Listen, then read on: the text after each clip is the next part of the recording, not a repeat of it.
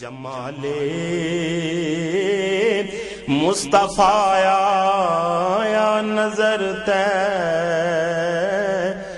کی گلیوں میں۔ بسم اللہ الرحمن الرحیم، الحمد للہ رب العالمین والعاقبۃ للمتقین والصلاۃ والسلام علی سید الانبیاء والمرسلین وعلی آلہ واصحابہ وازواجہ واہل بیتہ وذریاتہ اجمعین۔ اعوذ باللہ من الشیطان الرجیم، بسم اللہ الرحمن الرحیم۔ ان اللہ وملائکتہ یصلون علی النبی یا ایہا الذین آمنوا صلوا علیہ وسلموا تسلیما۔ اللہم صلی علی محمد النبی الامی وعلی آلہ وسلم۔ بسم اللہ الرحمن الرحیم۔ رب اشرح لی صدری ویسر لی امری واحلل عقدۃ من لسانی یفقہوا قولی۔ بسم اللہ الرحمن الرحیم۔ وقل جاء الحق وزہق الباطل ان الباطل کان زہوقا۔ آج ہم اپنا درس نمبر 29 پڑھیں گے۔ آئیے آغاز کرتے ہیں۔ بسم اللہ الرحمن الرحیم۔ سب سے پہلے ہے ماقبل سے ربط۔ واقع معراج کے بعد ہجرت سے پہلے کے ابتدائی واقعات بیان کیے گئے۔ مدینہ منورہ میں اسلام کی ابتدا کس طرح ہوئی، نبوت کے 12ویں سال انصار کی پہلی بیعت ہوئی جسے بیعت عقبہ اولیٰ کہا جاتا ہے۔ حضرت اسید بن حضیر رضی اللہ تعالیٰ عنہ، حضرت سعد بن معاذ رضی اللہ تعالیٰ عنہ، قبیلہ بنو اشہل اور حضرت رفاعہ بن رافع رضی اللہ تعالیٰ عنہ نے کس طرح اسلام قبول کیا۔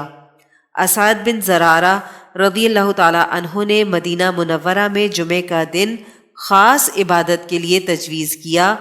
آپ صلی اللہ علیہ وسلم موسم حج میں مشرکین مکہ کو دعوت اسلام پیش کرتے تھے اور ان کا کیا رد عمل ہوتا تھا، یہ سب ہم نے اپنے پچھلے درس میں پڑھا تھا۔ اور اب ہماری نیکسٹ ہیڈنگ ہے بیعت عقبہ ثانیہ، اور اس میں سب سے پہلے ہے بیعت کی حقیقت۔ بیعت دراصل وعدہ اور معاہدہ ہوتا ہے کہ اللہ کے رسول صلی اللہ علیہ وسلم کی یا وہ شخص جو اللہ کے رسول صلی اللہ علیہ وسلم کا متبع ہو اس کی مکمل اتباع کی جائے۔ رسول اللہ صلی اللہ علیہ وسلم نے بیعت علی الموت بھی کی ہے اور بیعت علی الجہاد بھی کی ہے، جیسے کہ کفار کے ساتھ جنگ کریں گے تب تک کہ ہماری موت آ جائے یا اللہ کا دین غالب آ جائے۔ اسی طرح زکوٰۃ و صلاۃ وغیرہ کی پابندی پر بھی آپ صلی اللہ علیہ وسلم نے بیعت لی ہے۔ فواحش و منکرات کے ترک پر بھی آپ صلی اللہ علیہ وسلم نے بیعت لی ہے، اور اسی طرح مسلمان کی خیر خواہی پر بھی آپ صلی اللہ علیہ وسلم نے بیعت لی ہے۔ چونکہ یہاں بیعت پیغمبر صلی اللہ علیہ وسلم سے ہو رہی ہے اور اللہ کے احکام کو پورا کرنے کے لیے ہو رہی ہے، تو گویا یہ بیعت اللہ سے ہے، چاہے وہ بیعت علی الجہاد ہے یا بیعت علی الاسلام ہے۔ بیعت سلوک، صوفیوں کے ہاں جو بیعت رائج ہے اس میں پابندی شریعت اور توبہ کے عام الفاظ تو استعمال ہوتے ہیں، لیکن موقع اور عمل کے لحاظ سے بعض اوقات خاص باتوں کا بھی ذکر آ جاتا ہے۔ اس بیعت کو بیعت سلوک یا بیعت احسانی بھی کہتے ہیں۔ اس کا مقصد شریعت کی اتباع میں کمال حاصل کر کے ولایت خاصہ اور وصول الی اللہ کے مقام تک پہنچا جانا ہے۔ یہی ذریعہ ہے نسبت مع اللہ کے حصول کا۔ انصار کی دوسری بیعت، بیعت عقبہ ثانیہ۔ یثرب سے ایک قافلہ 73 مرد اور 2 عورتوں پر مشتمل حج کرنے آیا۔ مدینہ منورہ کا پرانا نام یثرب تھا۔ مدینہ تو مدنی مصطفیٰ صلی اللہ علیہ وسلم کے مدینہ تشریف لے جانے کے بعد نام ہوا۔ یہ لوگ پہلے ہی سے حضرت مصعب بن عمیر رضی اللہ تعالیٰ عنہ کے ہاتھ پر مسلمان ہو چکے تھے۔ جب یہ حضرات حج کے احکامات پورے کر کے مکہ آ گئے تو ان کے دل میں خیال ہوا کہ نبی پاک صلی اللہ علیہ وسلم کی زیارت کرنی چاہیے۔ وقت اور جگہ کی تعیین کے لیے 2 آدمی مقرر کیے گئے، برا بن معرور رضی اللہ تعالی عنہ اور اسعد بن مالک رضی اللہ تعالی عنہ۔ یہ دونوں صحابی رضی اللہ عنہما آپ صلی اللہ علیہ وسلم کی خدمت میں حاضر ہوئے۔ آپ صلی اللہ علیہ وسلم نے فرمایا، من این انتما، کہ تم دونوں کا تعلق کہاں سے ہے؟ انہوں نے کہا کہ یثرب سے۔ آپ صلی اللہ علیہ وسلم نے فرمایا کہ کیسے آئے ہو؟ انہوں نے جواب دیا کہ ہم کلمہ پڑھ چکے ہیں لیکن آپ کی زیارت نصیب نہیں ہوئی تھی۔ ہم چاہتے ہیں کہ ہم آپ صلی اللہ علیہ وسلم کے ہاتھ پر بیعت کر لیں۔ ہمارے ساتھ تقریباً 73 آدمی ہیں۔ آپ صلی اللہ علیہ وسلم نے جب ان سے نام پوچھا تو جواب دیا کہ برا بن معرور اور اسعد بن مالک رضی اللہ تعالی عنہ۔ آپ صلی اللہ علیہ وسلم نے فرمایا کہ وہی اسعد جو شاعر ہے؟ انہوں نے جواب دیا، جی یا رسول اللہ صلی اللہ علیہ وسلم، میں وہی ہوں۔ آپ صلی اللہ علیہ وسلم بہت خوش ہوئے کہ یہ شاعر ہیں، اور عرب میں اس وقت شاعروں کی بڑی قدر تھی۔ اس زمانے میں کوئی ٹی وی، ریڈیو، ٹیلی فون وغیرہ نہیں تھے، بلکہ اگر کوئی فصیح و بلیغ شاعر مسلمان ہو جاتا تو اسلام میں ایک قوت آ جاتی تھی، کیونکہ اشعار میں بڑی طاقت ہوتی ہے۔ حضرت حسان بن ثابت رضی اللہ تعالی عنہ جب مشرکین کے رد میں شعر پڑھتے تو آپ صلی اللہ علیہ وسلم فرماتے کہ وہ اشعار اشد من السہام ہیں، یعنی تیر سے زیادہ سخت ہیں، لیکن اشعار کے لیے شرط یہ ہے کہ وہ عین حکمت اور شریعت کے مطابق ہوں، اللہ کے احکام اور سنت رسول صلی اللہ علیہ وسلم کے خلاف نہ ہوں۔ بیعت کے لیے حضور صلی اللہ علیہ وسلم سے ملاقات کا وقت متعین ہو گیا، اور تمام 73 صحابہ کرام رضوان اللہ علیہم اجمعین نے آپ صلی اللہ علیہ وسلم سے بیعت کی۔ بعد از بیعت من رسول اللہ صلی اللہ علیہ وسلم، بیعت کے بعد جب فارغ ہوئے تو صحابہ کرام رضوان اللہ علیہم اجمعین جو اس بیعت میں شریک تھے عرض کرنے لگے کہ یا رسول اللہ صلی اللہ علیہ وسلم، یہ جو آپ نے ہم سے عہد لیا ہے کہ شرک نہ کرو، چوری نہ کرو، زنا نہ کرو، یہ تو اللہ کے حقوق ہیں، آپ اپنے لیے بھی ہم سے کوئی وعدہ لیں۔ آپ صلی اللہ علیہ وسلم کا عہد صحابہ رضوان اللہ علیہم اجمعین سے۔ حضور پرنور صلی اللہ علیہ وسلم نے فرمایا، اصل تو اسلام کی دولت ہے، اللہ نے تمہیں اس سے سرفراز فرمایا ہے، اگر تم چاہتے ہو تو میں بھی تم سے وعدہ لیتا ہوں۔ آپ صلی اللہ علیہ وسلم نے فرمایا، اگر میں مدینہ شریف آ جاؤں تو تم میری اسی طرح حفاظت کرنا اور دشمنوں سے میرا دفاع کرنا جیسے انسان اپنے اہل و عیال اور عزیز رشتہ داری کی کرتا ہے۔ انصاری صحابہ رضی اللہ عنہم عرض کرنے لگے کہ ہم آپ سے یہ معاہدہ کرنے کے لیے تیار ہیں، ان ندافعک عنک، کہ ہم آپ کا دفاع کریں گے، لیکن اس کے بدلے میں آپ ہمیں کیا دیں گے؟ تو حضور پاک صلی اللہ علیہ وسلم نے فرمایا، اگر تم اس وعدے پر قائم رہے تو لکم الجنہ، تو پھر تمہارے لیے جنت ہے۔ قولہ تعالی، ان اللہ اشتری من المؤمنین انفسہم واموالہم بان لہم الجنہ، سورہ توبہ کی 111 نمبر آیت ہے۔ بے شک اللہ تعالیٰ نے مومنین کی جانوں اور ان کے مالوں کو جنت کے عوض خرید لیا ہے۔ صحابہ کرام رضوان اللہ علیہم اجمعین نے فرمایا، لا نکیرو، کہ ہم اس عہد سے اب نہ پھریں گے۔ شان صحابہ رضی اللہ عنہم، ایک صحابی رضی اللہ عنہ نے عرض کیا کہ حضور صلی اللہ علیہ وسلم، یہ تو سب نے اپنے اپنے معاہدے رکھے ہیں، اجازت ہو تو میں کچھ عرض کروں؟ آپ صلی اللہ علیہ وسلم نے فرمایا کہ ضرور بتائیں۔ عرض کرنے لگے کہ یا رسول اللہ صلی اللہ علیہ وسلم، ایک خواہش ہے مدینے والوں کی، میں ان سب کی طرف سے ترجمانی کرنا چاہتا ہوں کہ اگر اللہ سبحانہ و تعالی کبھی آپ کو ہمارے پاس لے آئیں تو پھر آپ ہمیں چھوڑ کر نہیں جائیے گا۔ آپ صلی اللہ علیہ وسلم نے فرمایا، مدینے والو، فیکم احیا و فیکم اموتو، میرا بھی تم سے وعدہ ہے کہ مدینہ شریف آنے کے بعد میری زندگی بھی تمہارے ساتھ، میری موت بھی تمہارے ساتھ۔ صحابہ رضی اللہ عنہم کی شان دیکھیں، کتنا بڑا انعام لے لیا، کتنا بڑا مقام حاصل کر لیا۔ مدینے والوں کا رتبہ، مدینے والوں نے کتنا بڑا شرف حاصل کر لیا۔ قیامت میں بھی دنیا مدینے کی طرف جائے گی۔ ابھی تو مدینہ والے بھی حج کرنے کے لیے مکہ آتے ہیں۔ آپ صلی اللہ علیہ وسلم خود بھی مدینہ چھوڑ کر حج کے لیے مکہ آئے تھے، لیکن آقا کریم صلی اللہ علیہ وسلم کے وہاں مدینہ میں ہونے سے اتنا بڑا شرف ملا مدینہ والوں کو کہ جب قیامت آئے گی تو آپ صلی اللہ علیہ وسلم نے فرمایا کہ میں روضے سے اٹھایا جاؤں گا، سب سے پہلے بقیع الغرقد پر آؤں گا اور پھر میں مکہ والوں کا انتظار کروں گا۔ مکہ والے آئیں گے، پھر میں محشر کی طرف جاؤں گا، یعنی مکہ والے بھی پہلے مدینہ آئیں گے۔ نیکسٹ ہیڈنگ ہے بیعت عقبہ ثانیہ میں حضرت عباس رضی اللہ تعالیٰ عنہ کی شرکت۔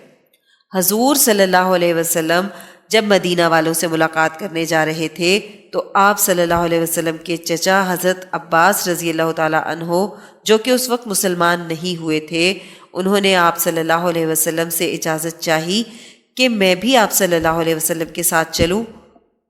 آپ صلی اللہ علیہ وسلم نے فرمایا کہ تم اسلام نہیں لائے ہو، تم میرے ساتھ چل کر کیا کرو گے؟ حضرت عباس رضی اللہ تعالیٰ عنہ نے فرمایا کہ نہ جانے مدینے والے کون لوگ ہیں، آپ میرے بھتیجے ہیں، آپ مجھے عزیز ہیں، میں آپ کو اکیلا نہیں چھوڑ سکتا۔ یہ الگ بات ہے کہ آپ کا اور میرا مذہب نہیں ملتا۔ عباس رضی اللہ تعالیٰ عنہ کا کمال دیکھیں کہ انہوں نے کسی سے نہیں کہا کہ ہم مدینے والوں سے ملاقات کرنے جا رہے ہیں اور وہاں یہ باتیں ہوئیں، لوگوں نے اسلام قبول کیا۔ یہ سب مجلس کا راز تھا۔ المجالس بالامانہ۔ قریش مکہ کا انصاری صحابہ کا تعاقب کرنا۔ صحابہ کرام فرماتے ہیں کہ پہاڑ کی جانب سے ہم نے ایک بلند آواز سنی کہ پورا منی ہل گیا، یا اہل الخیامی یا اہل مکہ، کہاں سو رہے ہو؟ اہل یثرب نے تو محمد صلی اللہ علیہ وسلم کے ہاتھ پر بیعت کر لی ہے اور تمہارے ساتھ لڑنے پر متفق ہو گئے ہیں۔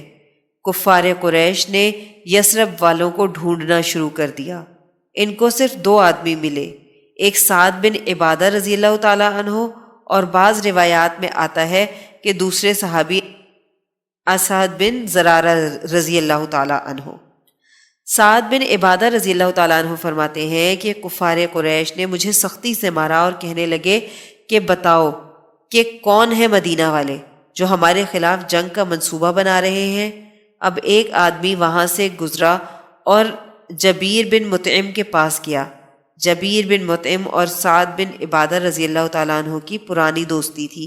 جبیر بن مطعم نے قریش سے کہا کہ تم ان کو کیوں مار رہے ہو؟